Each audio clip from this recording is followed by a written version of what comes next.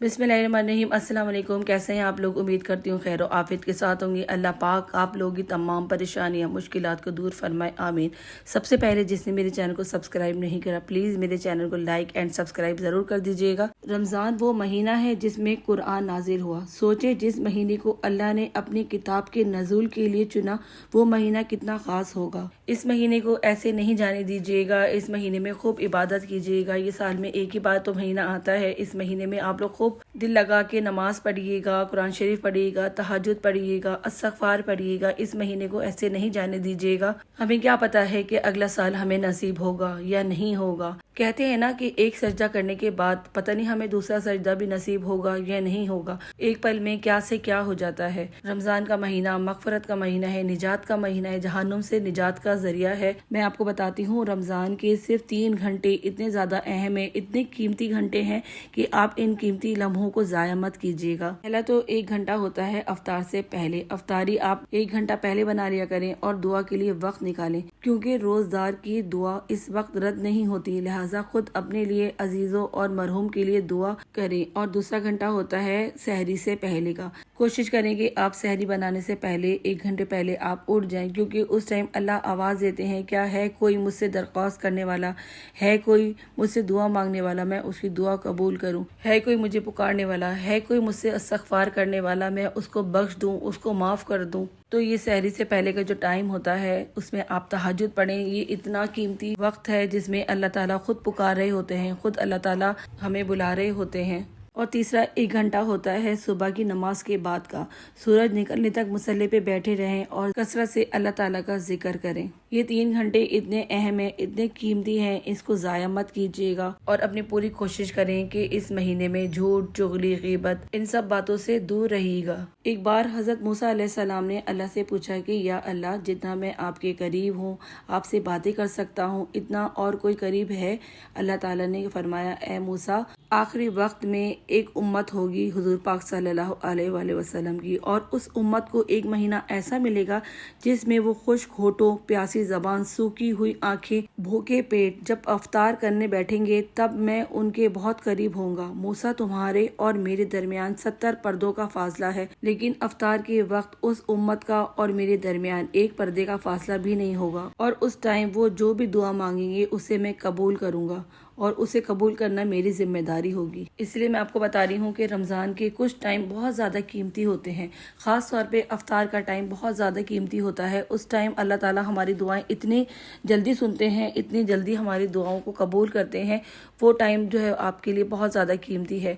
आप उस टाइम बैठ के अपने लिए दुआ मांगे, अपने बच्चों के लिए दुआ मांगे, अपने शौहर के रोज़गार के लिए दुआ मांगे, मरहुमीन के लिए दुआ मांगे, जितनी भी दुआ मांग सकती हैं आप मांगे। वो खास तौर पे उस टाइम मांगी गई आपकी हर दुआ कबूल होती है। और दूसरा वक्त होता है तहज्जुद का। तहज्जुद की मांगी गई दुआ कभी रद्द नहीं जाती। तहज्जुद अल्लाह ताला की बहुत लाडली नमाज है। और इस महीने में सबसे ज्यादा जो अहम है वो है इस्तग़फ़ार। आप इस्तग़फ़ार को इस महीने में जितनी कसरत के साथ पढ़ सकती है ना, उतना पढ़ें।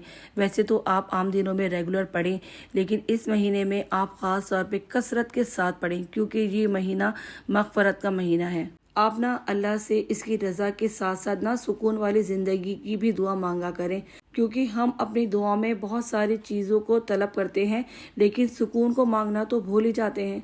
जब ज़िंदगी में हर चीज़ हो और सुकून ना हो तो ज़िंदगी की तमाम अशिया, तमाम चीज़ें बेवक्त हो जाती हैं। अल्लाह पाक हम पर अपनी रहमत के ज़रिए सुकून वाली ज़िंदगी की नेमत अता करे। हम जब भी दुआ मांगते हैं तो सबके लिए दुआ मांगते हैं, अपने आप को भूल जाते हैं। बच्चों के लिए मांगते हैं, शौहर के लिए मांगते हैं, बहन भाइयों के लिए, माँ बाप के लिए, हर दुनिया जहान के लिए दुआ मांगते हैं, लेकिन अपने आप को तो हम भूल ही जाते हैं। हाँ, पहले सबके लिए दुआ मांगना चाहिए, सबके लिए पहले मांगना चाहिए, सबके हक में बेहतरी के लिए दुआ मांगना चाहिए, फिर हमारी अपनी दुआएं भी कबूल होती हैं। लेकिन इसका मतलब ये नहीं है कि हम सबके लिए दुआ मांगे और अपने आप को भूल जाएं। अपने लिए भी बहुत सारी दुआ करें। या अल्लाह मुझे सेहत दे, या अल्लाह मुझे नेक हिदायत दे, या अल्लाह मुझे वैसा बना दें जैसे आप मुझे देखना चाहते हैं, या अल्लाह मेरी इस्लाह फरमा दें, या अल्लाह मेरा दिल साफ कर दें। इस तरह से ना खामोशी से बैठ के आप अल्लाह ताला से रो रो के अपने लिए दुआ मांगा करें। अपनी परेशानियों के बारे में अल्लाह ताला से बात करें। आपकी जो भी मुश्किलें हैं आप वो अल्लाह ताला को बताएं। اللہ تعالیٰ کو ہر چیز بتایا کریں اللہ تعالیٰ، پھر دیکھیں آپ کی مشکلیں، آپ کی پریشانیاں کیسے حل کر دیتے ہیں۔ جتنا آپ اللہ کے قریب ہوں گی نا، اس سے زیادہ اللہ تعالیٰ آپ کے قریب ہو جاتے ہیں۔ یہ بات آپ یاد رکھیں، جب بندہ اپنے رب کے قریب ہوتا ہے نا، تو وہ رب اپنے بندے سے اس سے زیادہ قریب ہو جاتا ہے۔ جب ہم صرف خالی اللہ ہی پکارتے ہیں نا، تو اللہ تعالیٰ کو خالی اللہ کہنا ہی اتنا پسند ہے۔ اللہ تعالیٰ اتنا خوش ہوتے ہیں، اس بندے سے اتنی محبت کرتے ہیں کہ اس بندے نے مجھے کتنے پیار سے پکارا ہے۔ اللہ تعالیٰ نا بہت غفور و رحیم ہے۔ اللہ تعالیٰ اپنے بندوں سے بہت پیار کرتے ہیں۔ اللہ تعالیٰ نہیں دیکھتے کہ میرا بندہ بھٹک جائے، میرا بندہ گمراہ ہو جائے، اسی لیے اللہ تعالیٰ بولتے ہیں کہ استغفار پڑھو، نماز پڑھو۔ اللہ تعالیٰ اپنے بندے سے اتنا پیار کرتے ہیں کہ انسان خود اپنے آپ سے بھی اتنا پیار نہیں کر سکتا۔ رسول پاک صلی اللہ علیہ وآلہ وسلم نے فرمایا ہے کہ اللہ تعالیٰ اپنے بندوں سے اس کی ماں سے بھی زیادہ 70 گنا زیادہ محبت کرتے ہیں۔ سوچیں، پھر ماں کا پیار دنیا کا سب سے انمول، سب سے گہرا پیار ہوتا ہے۔ پھر اللہ کا پیار دیکھیں نا، اس سے بھی 70 گنا زیادہ اللہ تعالیٰ پیار کرتا ہے۔ جب بندہ گناہ کرتا ہے نا، تو اللہ تعالیٰ اسے فوراً سزا نہیں دیتے، بلکہ اسے مہلت دیتے ہیں۔ جب بندہ توبہ کرتا ہے تو اللہ تعالیٰ خوش ہوتے ہیں۔ جب بندہ ان کی طرف ایک قدم بڑھاتا ہے تو اللہ پاک اپنی رحمت کے سارے دروازے کھول دیتے ہیں۔ رات کے آخری حصے میں اللہ پکارتے ہیں، ہے کوئی مجھ سے مانگنے والا تو میں اسے عطا کروں۔ سورہ البقرہ میں آیا ہے کہ اللہ تعالیٰ توبہ کرنے والوں سے بے انتہا محبت کرتے ہیں۔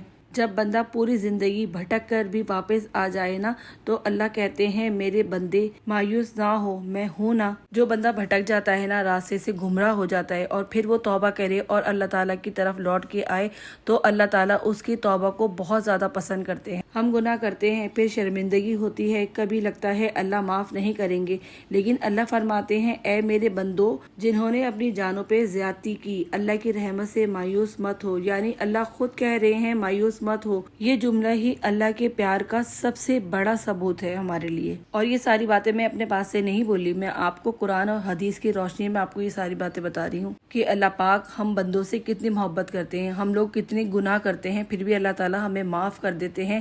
کبھی کبھی زندگی میں ایسا وقت بھی آتا ہے جب ہمیں کوئی سمجھانے والا نہیں ہوتا، دل اتنا گھبرا رہا ہوتا ہے، آنکھوں میں آنسو آ رہے ہوتے ہیں، اس ٹائم اللہ تعالیٰ اتنی شدت سے یاد آ رہے ہوتے ہیں۔ اور جب کبھی میرے ساتھ بھی ایسا ہوتا ہے تو میں جانماز بچھاتی ہوں اور اللہ تعالیٰ کے آگے رو رو کے اپنا مسئلہ بتاتی ہوں، اللہ تعالیٰ کے آگے اپنی ہر بات رکھتی ہوں، اور میرا دل اتنا سکون میں آ جاتا ہے۔ اس کے بعد جب آپ کے ساتھ بھی ایسا مسئلہ ہو، آپ کا دل گھبرا رہا ہو، کچھ سمجھ میں نہیں آ رہا ہو، تو اس ٹائم سے آپ اللہ تعالیٰ کے آگے جھکیں، اللہ تعالیٰ سے باتیں کریں، نماز بچھائیں اور اللہ تعالیٰ کے آگے روئیں، اللہ تعالیٰ کو اپنی ہر بات بتائیں۔ جس نے بھی آپ کے ساتھ کوئی برا کیا ہو یا آپ کا دل گھبرا رہا ہو، تو آپ صرف اللہ تعالیٰ سے باتیں کریں۔ آپ کبھی ایسا کر کے دیکھیں، جب آپ کا دل پریشان ہونا تو آپ صرف نماز بچھائیں اور اللہ تعالیٰ کے آگے رو رو کے اپنا مسئلہ بتائیں، پھر دیکھیں اللہ تعالیٰ آپ کی پریشانیوں کو کیسے ختم کر دیتے ہیں۔